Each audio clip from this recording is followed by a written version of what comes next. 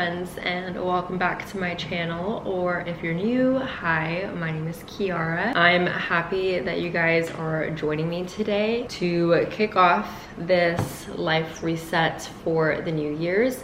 I wanted to spend the day and probably the next couple of days just reflecting how my past year went and being mindful of what goals I want to set for myself this upcoming year. And as I'm filming this, actually, today is Friday, January 9th. So we already finished the first week of January. I don't know about you guys, 2025 was such a weird year. Like for me personally, I had the highest of highs and the lowest of lows that I've ever experienced this past year, and I'm definitely ready to close that chapter of my life. I think for me, 2025 was the year I really went out of my comfort zone. I tried a lot of new things, new hobbies. I moved across the country for the first time. I've always lived in Texas, so that was really exhilarating and exciting to just try something new that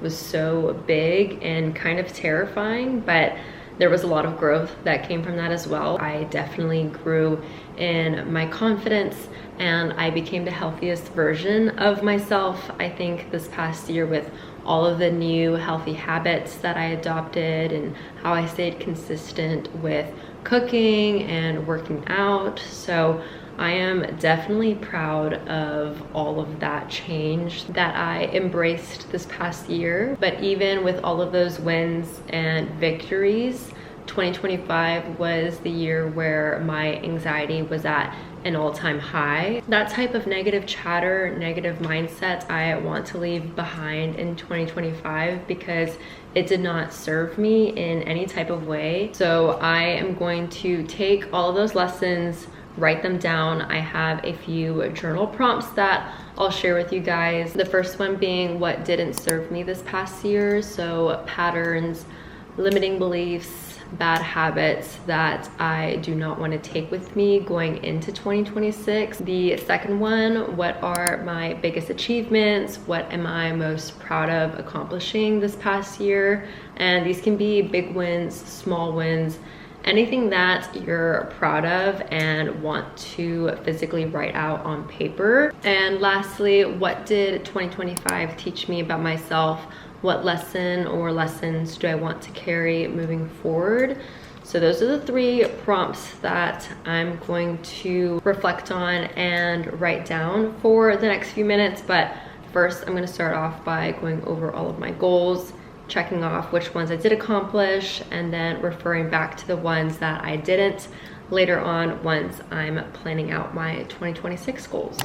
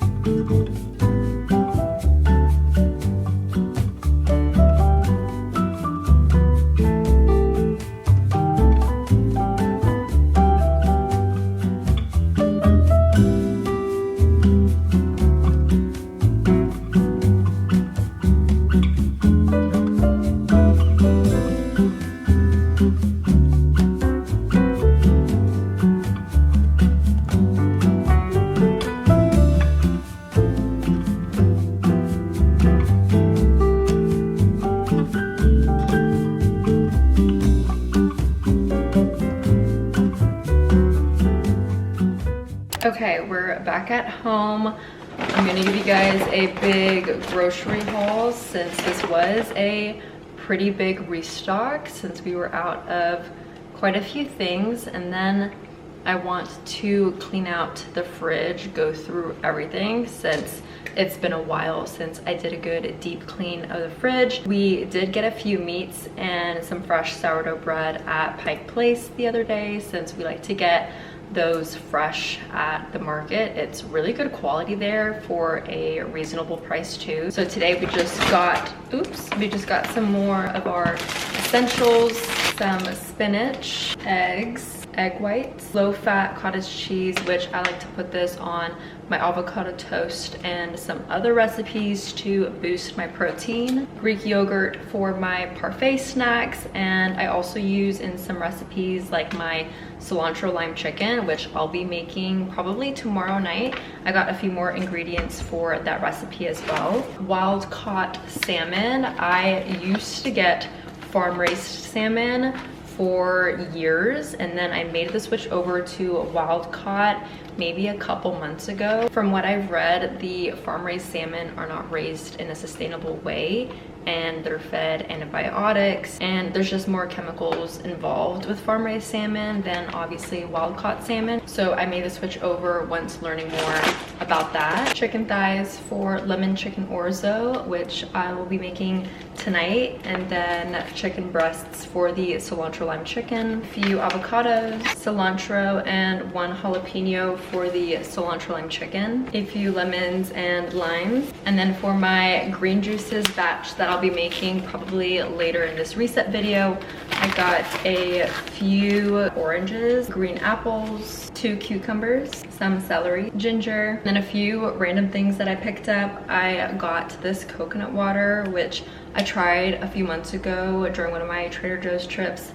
and it's probably one of my favorite coconut waters that I've tried. I am a big fan of coconut water, so if you are too, highly recommend. I'm going to drink this while I restock everything before my Legree workout. I got some mint bones for Benny, which he really likes these, and then I also got some peppermint tea since I ran out, and I love to drink some peppermint tea in my evening routines. And then lastly, I just got some wine for the orzo pasta tonight. This one is a Tempranillo wine. I haven't tried this one specifically before. The tag for this wine said it pairs really nicely with pizzas and pastas, which is why I picked this one up. So I'm excited to try this as a big red wine girly.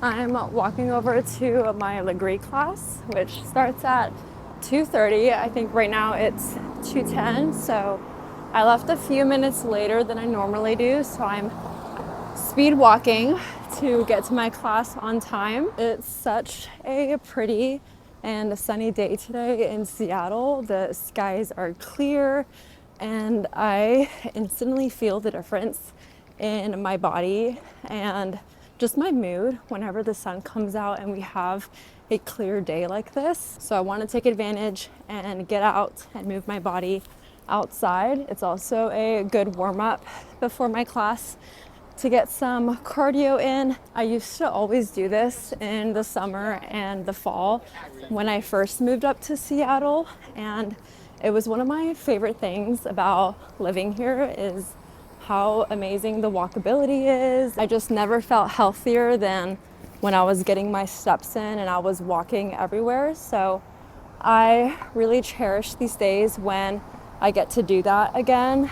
I've been taking the bus a bit more since it's been raining a lot this past month. So I've kind of missed walking to my workout classes. It's about a 25 to 30 minute walk. I might end up needing to take a scooter to get there on time because they're very punctual at these classes. I also brought my coconut water since I wasn't able to drink it before I left, so hopefully I'm able to sip on this while I'm walking without embarrassing myself and spilling it all over my face, but we'll see.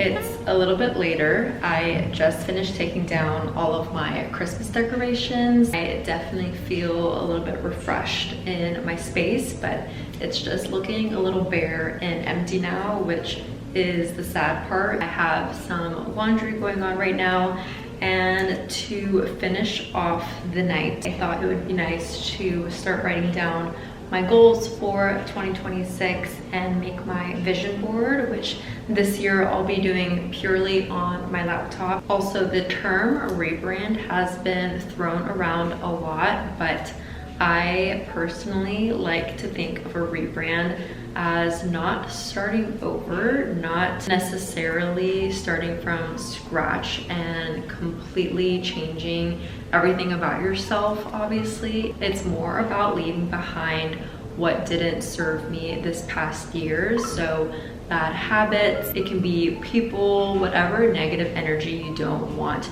to associate with moving forward into the new year. So when I'm thinking about my rebrand and my goals, I'm thinking about what I envision my dream self to be doing. What does she look like? How does she carry herself? What does her day-to-day look like? What do her routines look like? And truly just visualize it and then define the actionable steps that you need to do to accomplish that goal. So it's really important to get specific when writing out your goals. And my last tip is to categorize all of your goals and resolutions. Last year, I categorized them into fitness/hobbies, health/wellness, financial, career/education, travel, and then relationships. So 6 different categories, and I think I'm going to keep them the same.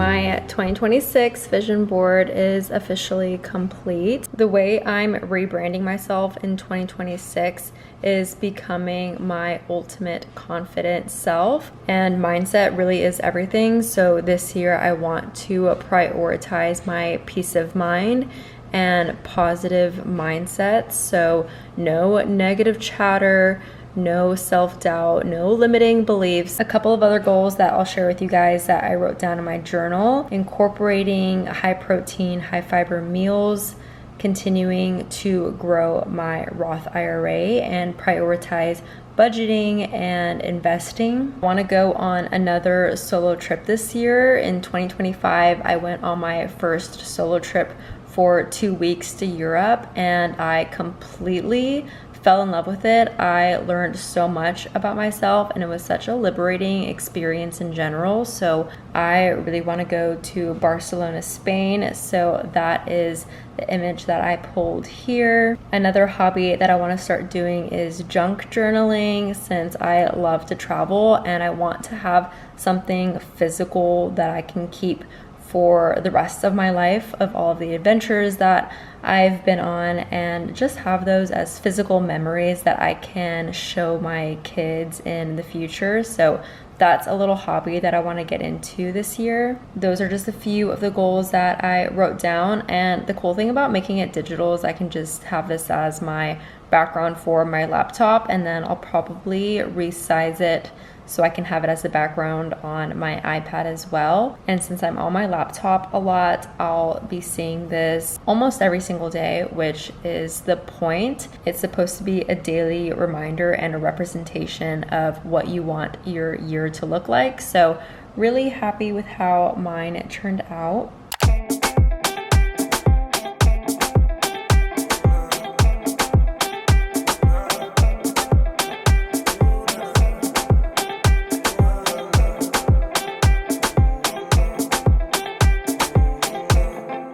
Siento que ella me dice algo, no lo puede disimular. Mami, se notan los deseos, tú lo que quieres jugar. Mi loca, dame cintureo, voy a ponerte vinca. La bella que era por el cielo, y no se quiere bajar. Shorty una domi, she knows her.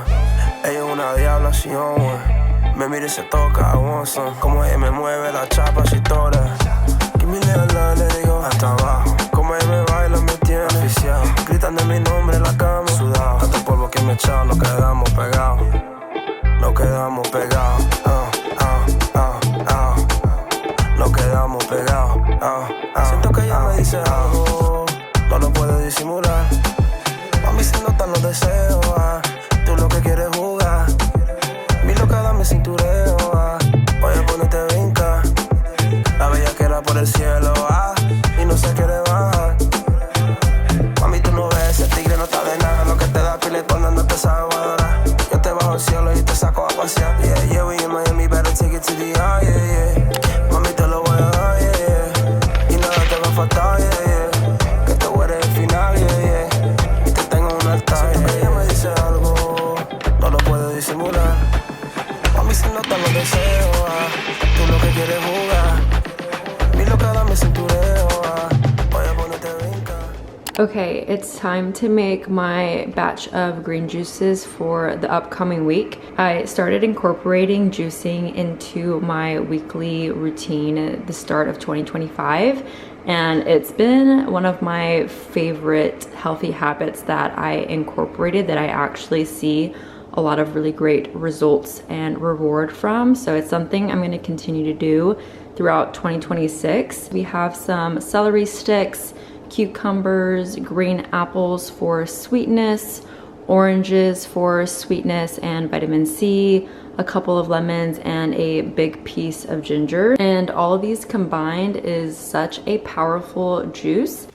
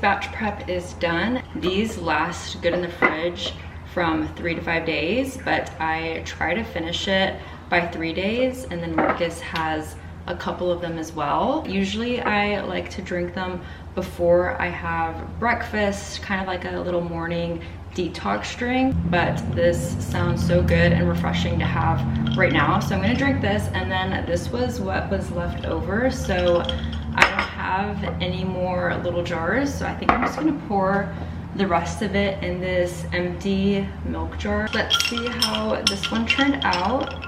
Cheers.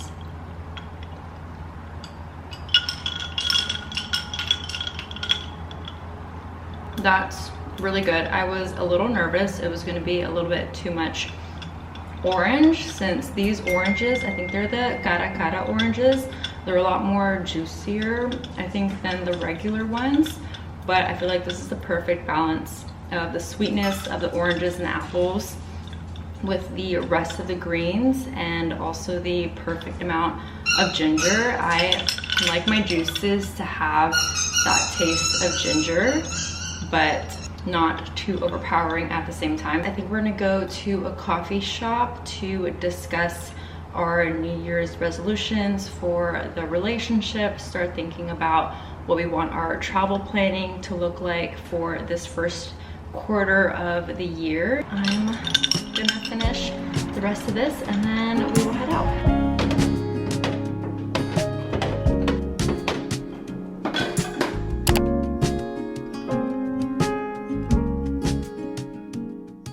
Okay, we made it to the coffee shop. I want to finish up my goal planning, list out a couple of intentions, and then do a little digital detox to kind of wrap up this life reset. But before I do that, I wanted to mention a couple of things that I think will be helpful when trying to think about what new habits you want to incorporate and how to actually set out and achieve the goals that you are writing out. Some of these goals that I have are pretty similar, if not the same, that I had last year. I just either want to get more consistent with it or I want to maximize it. So for those, I don't have to think a lot about how I'm going to break it up and what daily changes I need to implement into my routine to actually get it done, since I've already been doing it. But a couple of these goals that I wrote out are new, and I definitely want to achieve them by the end of the year,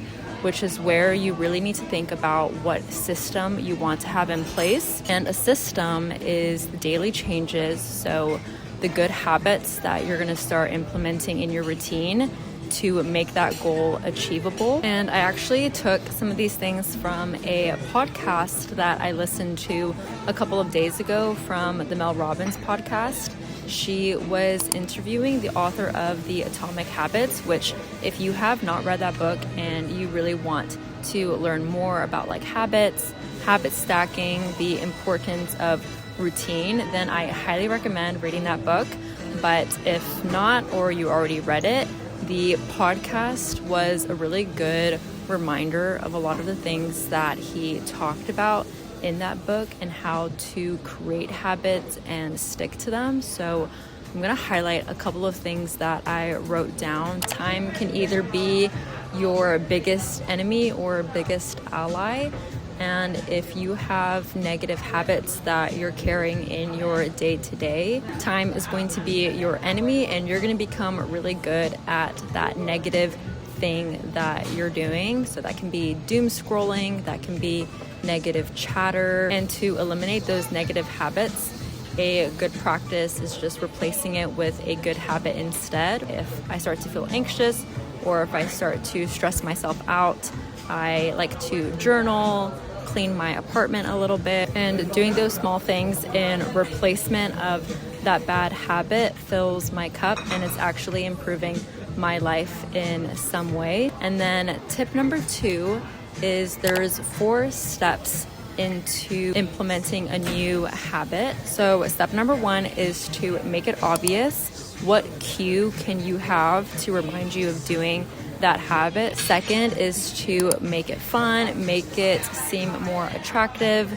Number 3 is to make it easy, have it be frictionless. And step number 4 is to make it satisfying, which comes after you've done that action or thing. There needs to be some type of reward that makes you want to do it again the next day. So as an example, if you want to start working out more, first be specific what workouts you want to do, how often you want to do those workouts a week, and then the habits that you're going to start implementing to actually go to the gym and do the workouts. Step number 1, maybe you set out your workout clothes the night before and you do your workout first thing in the morning before you have time to convince yourself not to go. Number 2, make it fun, make it seem attractive.